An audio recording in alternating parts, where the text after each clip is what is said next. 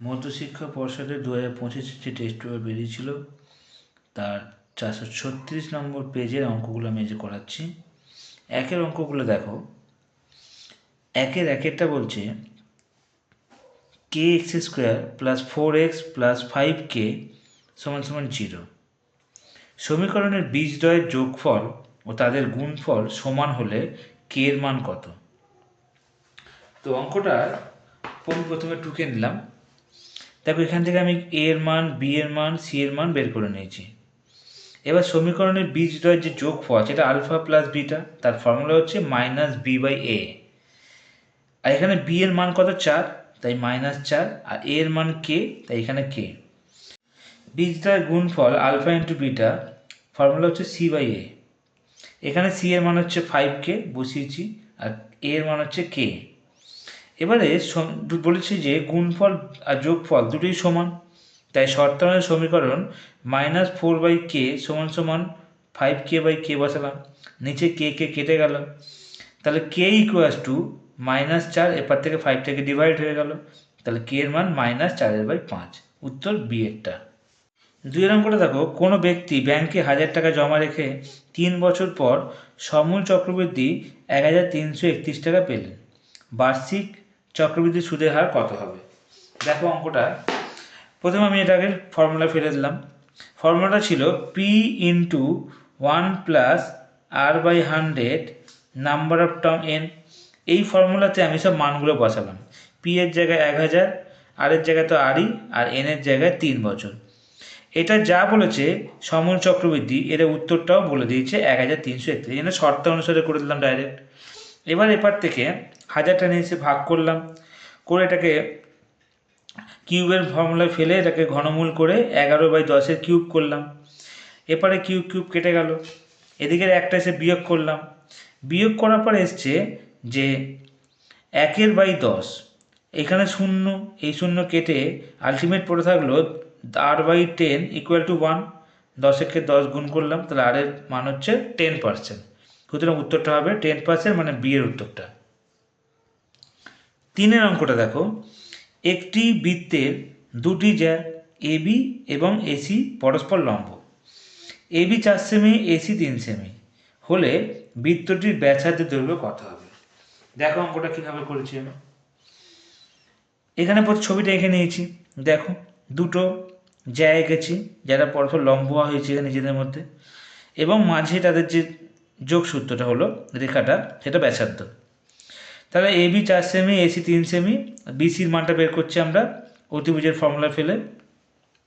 দেখো, এখানে AB square plus AC square, এবির মান 4 স্কোয়ার, বিসির মান 3 স্কোয়ার করে 16, 9 যোগ করে 25, তার বর্গমূল হচ্ছে 5। তার মানে ব্যাসার্ধ হচ্ছে, এখানে ব্যাসার্ধ না, এখানে ব্যাসটা বলেছে, তাই ব্যাসটা হচ্ছে 5, আর ব্যাসার্ধ হবে 5/2 = 2.5। সি এর অ্যান্সারটা হবে। 4 অঙ্কটা দেখো, sine theta minus cos theta = 0। এখান থেকে sec theta plus cosec theta যদি এক্স হয়, তাহলে এক্স এর মানটা কত হবে? দেখ, প্রথম আমি sign theta minus cos theta = 0 ধরলাম, যেটা বলেছে। এবার আমি কস থিটাটাকে ওপারে নিয়ে গেলাম, তারপর এটাকে আমি ফর্মুলায় ফেললাম। সাইন থিটা মানে লম্ব অতি, কস মানে ভূমি অতি, অতি অতি কেটে গেল, এপারে চলে এলো এটা লম্ব বাই ভূমি, কিছু নেই মানে 1 পড়ে থাকলো, 1/1, তার মানে লম্ব 1, ভূমি 1। এবার আমি এখান থেকে অতিভুজটা বের করে নিলাম, রুট ওভার করলাম। লম্বর জায়গায় আমি 1 স্কোয়ার, যেহেতু লম্ব স্কোয়ার ছিল, ভূমির জায়গায় 1 স্কোয়ার, যেহেতু ভূমি স্কোয়ার ছিল, তাহলে এখানে স্কোয়ার 1 স্কোয়ার মানে 1, এটাও 1 স্কোয়ার মানে 1, 1 যোগ করলে 2, তাই √2। তাহলে অতিভুজ এলো √2। এই পর্যন্ত বেরিয়ে গেল আমাদের। এবার আমাদের যেটা বের করতে বলেছে সেটা sec theta plus cosec theta বের করতে হবে। তা দেখো, সেক থিটা মানে হচ্ছে অতি বাই ভূমি, আর কোসেক থিটা মানে অতি বাই লম্ব। এবার আমি মানগুলো বসাচ্ছি। অতির জায়গায় √2, অতি √2 পেয়েছি আমরা। ভূমির জায়গায় 1, এটাও তাই, অতির জায়গায় √2, লম্বর জায়গায় 1। এটাকে যোগ করলে √2 যোগ করলে 2√2 হয়, আর 1-এর সঙ্গে রসমি করে 1-এর সঙ্গে এক্স গুণ করলে এক্স হয়, তার মানে এক্সের মান হচ্ছে 2√2। Option D এরটা। 5 অঙ্কটা দেখো, দুটি বৃত্তের সাধারণ স্পর্শক সংখ্যা n হলে তাহলে কোন অপশানটা হবে? দেখো এখানে দুটি বৃত্তের সাধারণ স্পর্শক সংখ্যা আমরা যেটা জানি সেটা হচ্ছে 4টে হয়। এবার বৃত্তের অবস্থানের উপর নির্ভর করবে যে কতগুলো স্পর্শক হবে। যদি বৃত্ত দুটো ফাঁকায় মানে দূরত্ব বজায় রাখে তাহলে এখানে 4টে হবে। যদি বৃত্তগুলো কাছাকাছি মানে বহিঃস্পর্শ করে তাহলে হবে 3টে। মানে এইরকমভাবে বৃত্তে দুটি অবস্থান নির্ভর করবে যে কতগুলো স্পর্শক হবে। কিন্তু হ্যাঁ, অবশ্যই 4টে হবে এবং 4-এর কম হতে হবে, 4-এর বেশি হবে না। তাই অপশান হিসেবে আমরা ডি এরটা দেখে নিয়েছি। 6 নম্বরে দেখো, একটি নিরেট গোলকের বক্ষতলের ক্ষেত্রফল উহার 3 গুণ। আয়তনের সংখ্যামান সমান হলে তাহলে গোলকটির ব্যাসের দৈর্ঘ্য কত? তার মানে বক্ষতলের ক্ষেত্রফলের সঙ্গে আয়তনের 3 গুণ। 6 নম্বরটা দেখো কীভাবে করছি। একটি নিরেট গোলকের বক্ষতলের ক্ষেত্রফল 4πr², আমরা করে নিয়েছি। নিরেট গোলকের আয়তন 4/3πr³। এবার শর্ত অনুসারে করলাম, এদিকে বক্ষতলের ক্ষেত্রফল, এদিকে আয়তন, তার সঙ্গে 3 গুণ করলাম, কাটাকুটি করলাম, 3 কেটে গেল, বোথ সাইডে 4 কেটে গেল, পাই কেটে গেল, আর r² কেটে গেল। কি পড়ে থাকছে তাহলে? পড়ে থাকছে r=1। তার মানে আর এর মান যদি 1 হয়, ব্যাসার্ধ 1, তাহলে ব্যাস কত হবে? ব্যাস হবে আরও 2 গুণ করতে হবে, তাই জন্য হবে 2 একক। অপশান হবে বি এরটা। 2-এর একেটা দেখো, পাই একটি ড্যাশ সংখ্যা। পাই একটা অমূলক সংখ্যা হয়, পাই একটা অমূলক সংখ্যা, এটা মনে রাখবে। 2 নম্বরটা দেখো, বার্ষিক r/4% সহজসুদের হারে 4p টাকার 1 বছরের সুদ কত টাকা হবে? দেখো সুদের কি ফর্মুলা? সুদের ফর্মুলা p/100। এখানে p এর জায়গায় কত বসাবো? 4p, মানে এখানে আসলটা 4p। আর এর জায়গায় r/4, তাই আর নিচে 4 লিখলাম। আর বছরের জায়গায় 1, আর নিচে 100 তো দিতেই হবে। তাহলে কাটাকুটি করলাম, করে আসছে pr/100 টাকা, এটাই অ্যান্সার। 3-টা দেখো, 3টি ক্রমিক সমানুপাতি ধনাত্মক সংখ্যার গুণফল 64 হলে তাদের মধ্য সমানুপাতি সংখ্যাটি কত হবে? দেখো আমি 3টি ক্রমিক সমানুপাতি সংখ্যাকে আমি কত ধরেছি? x, 2x আর 4x। এদের গুণফল সবকটা গুণ করলে আসছে 8x³ 4 দুগুণে 8, 8 8, x গুণ করলে হচ্ছে x³ বেরিয়ে গেল। ওরা বলছে 64, আমাদের 8x³। শর্তানুসারে করলাম, 8 দিয়ে ভাগ করলাম, তাহলে x³ = 8 এলো। তাকে ঘনমূল করলাম, তাহলে x এর মান 2। আমাকে বলছে মধ্য মাঝের সংখ্যাটা, মাঝে ছিল 2x, তাহলে 2, x এর মান 2 গুণ করলে 4, উত্তরটা হবে 4।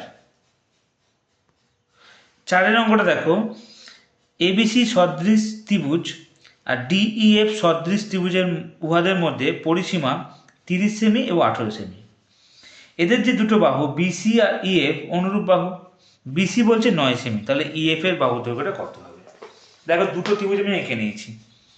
এদের মধ্যে দেখো BC 9 সেমি বলেছে, আমাকে বলেছে EFটা কত। আমি কি করলাম? লিখে নিলাম আগে, ABC ত্রিভুজের পরিসীমা 30 সেমি আর DEF ত্রিভুজের পরিসীমা 18 সেমি, দুজনে সদৃশ। তাই আমরা বলতে পারি যে 30 যেহেতু ওখানে পরিসীমা, তাই পরিসীমার সঙ্গে বাহুটা হচ্ছে 9, 30:9 সমানুপাত। আর এটা হচ্ছে 18 সঙ্গে তাহলে x। এবার এটাকে লঘিষ্ঠ করলাম, 30/9, 18/x। এবার কোনাকুনি গুণ করে x এর মান এসছে কত না 54/10, মানে 5.4। তাই উত্তরটা হবে 5.4 সেমি। তোমরা এইভাবে অঙ্কটা করতেই পারো। 5-এর অঙ্কটা দেখো, একমুখ কাটা একটা পেন্সিলের আকার শঙ্কু ও ড্যাশ সমন্বয় হয়ে থাকে। দেখো আমি ছবিটাও এঁকেছি, তোমাদের বুঝিয়েও দিচ্ছি। দেখো দেখো পেন্সিলের ছবিটা এঁকেছি, দেখো ওপরটা শঙ্কু, নিচের দ্বারা কি মনে হচ্ছে? চোঙ। তাই ওপরটা শঙ্কু, নিচেটা চোঙ সমন্বয় গঠিত। 6-এর অঙ্কটা দেখো, sin θ = 8/17, তাহলে tan θ এর মান কত হবে?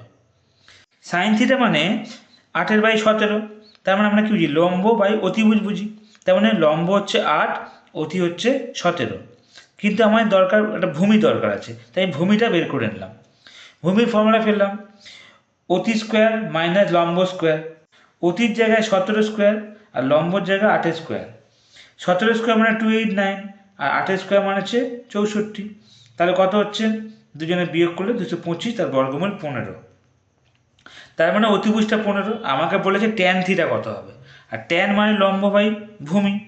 তাহলে এখান থেকে আমার কী বেরোচ্ছে, ভূমি বেরিয়েছে 15।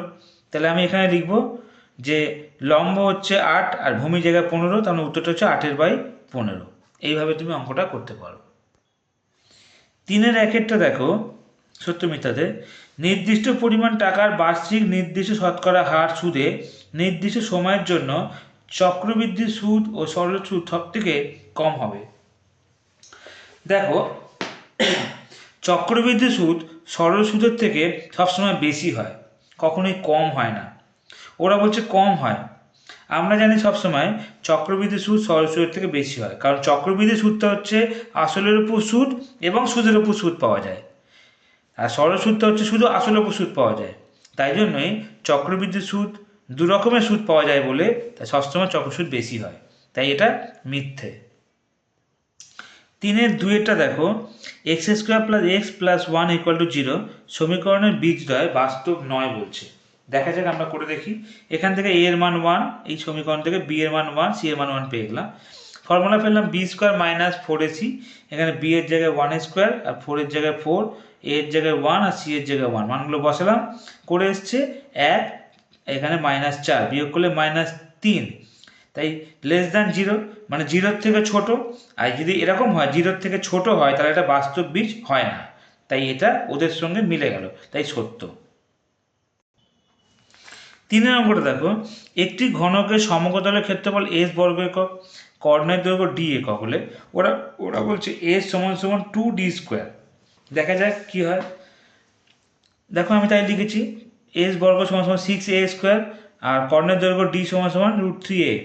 এবার আমরা যেটা বলেছে s = 2d², আমরা তাই করলাম, শুধু 2টাকে s এর নিচে বাই দিয়ে বসিয়ে দিলাম আর d² রেখে দিলাম, মানে যাকে বলে 2টা এপার থেকে ওপারে চলে গেছে, গিয়ে এপারে ভাগ হয়ে গেছে। এবার s এর মানটা বসালাম 6a²/2, এখানে d এর জায়গায় বসালাম √3a, বাইরে হোল² বসিয়ে দিলাম। দেখো, এখান থেকে কাটাকুটি করে যাচ্ছে 3a², এটাকেও স্কোয়ার করে স্কোয়ার রুট কেটে যাচ্ছে 3 আর a², মিলে যাচ্ছে, তাই ওদের সঙ্গে আমাদের কথা মিলে যাচ্ছে, তাই এটা সত্য। 4-এর অঙ্কটা দেখো, sin² 45 + cos² 45 + tan² 45 - sec² 45 এর মান 1 বলছে। দেখি আমাদের কত আছে। sin² 45 cos² 45 এটা লিখে নিলাম। এরপর থেকে -sec² 45 আর +tan² 45 এটাকে সাজিয়ে নিলাম একটু। এবার দেখো, এই sin² 45 cos² 45 মানে 1, এই যে ফর্মুলা লিখে দিয়েছি দেখো, sin² θ + cos² θ = 1, তাই এখানে 1 লিখলাম। আর এখানে দেখো মাইনাসটা কমন নেওয়ার পর দেখো sec² 45 - tan² 45, এটা একটা ফর্মুলা পড়ছে দেখো 1, তাই এখানেও 1 বসালাম, তাই 1 বিয়োগ করলে 0, ওরা বলছে 1, আমাদের 0 উত্তর, তাই এটা মিথ্যে। 5-এর অঙ্কটা দেখো, এখানে কিছু সংখ্যা বলেছে, এদের মধ্যম 19 হবে বলছে। আমরা আবার করে দেখি, 2, 20, 18, 10, 22, 5। দেখো, আমি এটা সাজিয়ে নিয়েছি আগে, 2, 5, 10, 18, 20, 22, এর কটা সংখ্যা আছে না 6টা সংখ্যা আছে। 6টা মানে জোড় সংখ্যা, আর জোড়ের ফর্মুলা হচ্ছে ½ n/2 + n/2 + 1 তম। এর জায়গায় তাহলে 6 বসাবো, 6/2 + 6/2 + 1, তার মানে থার্ড আর ফোর্থ। থার্ড মানে 10 আর ফোর্থ মানে 18, তাহলে 10 আর 18 যোগ করে 2 দিয়ে ভাগ করলে হচ্ছে 14। ওরা বলছে 19, আমাদের 14, তাই এটা মিথ্যে।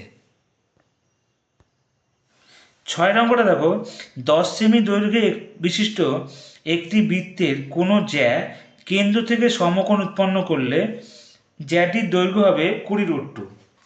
দেখো, 10 সেমি মানে এটা 10 সেমি, 10 সেমি দৈর্ঘ্যের কোনো ব্যাসার্ধ যখন বৃত্ত অঙ্কন করছে, তখন বৃত্ত থেকে একটা জ্যা কেন্দ্র বরাবর সমকোণ উৎপন্ন করছে। দেখো, এটা 90° কোণ উৎপন্ন করছে, এদিক থেকে 90, এদিক থেকে 90, তাহলে সমকোণ উৎপন্ন করছে। সুতরাং তাহলে এই যে জ্যাটা, এর দৈর্ঘ্যটা কত হবে? দেখো, ব্যাসার্ধ যদি 10 হয়, তার মানে এটাও যেটা ব্যাসার্ধটা 10 হবে, এটাও 10 হবে। সুতরাং কত হওয়া উচিত? এই জ্যাটি হবে 20, ওরা বলছে 20√2, তাই এটা মিথ্যে।